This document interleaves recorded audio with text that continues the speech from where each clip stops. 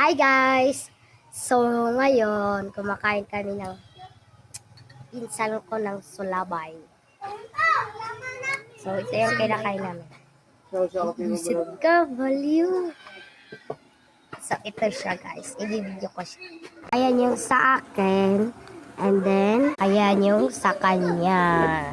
Ayun, let's mukbang. Bye.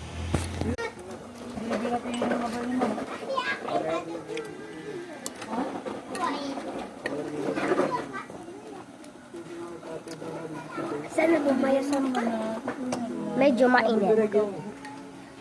Tikman mo, o ilagay ko na lang sa kanin.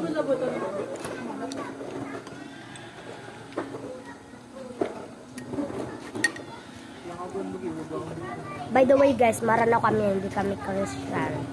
Hindi lang kami naka-hijab. So bye!